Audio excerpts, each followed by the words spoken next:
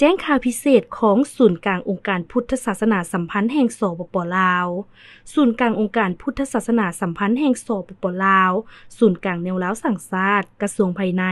และครอบครัวสิมมาพรหมขอแจ้งข่าวเศร้าสลดใจมายังการจะตั้งทุกคันพระสงฆ์สามเณรและพุทธศาสนิกชนลาวบรรดาเผ่าทั้งภายในและต่างประเทศทราบทั่วถึงกันว่าพระอาจารย์ใหญ่มหาบุญมาสิมมาพรหมประธานศูนย์กลางองค์การพุทธศาสนาสัมพันธ์แห่งสปป.ลาวกรรมการศูนย์กลางแนวล้าวสังสาสตร์ได้มรณภาพแล้วในเวลา 00:22 นาที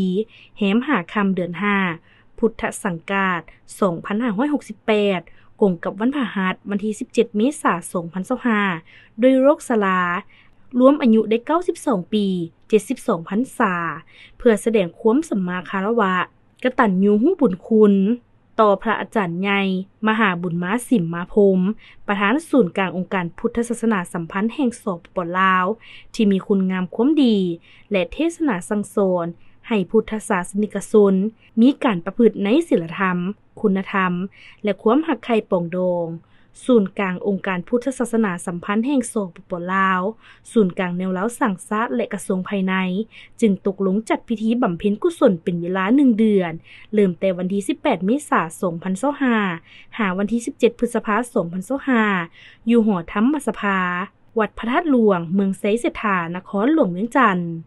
วันฌาปนกิจสรีระสังขารจะได้จัดขึ้นในวันเสาร์วันที่ 17 พฤษภาคม 2025 อยู่เดินพระธาตุหลวงเมืองไสเสถานครหลวงเวียงจันทน์แต่เวลา 13 โมงเป็นต้นไป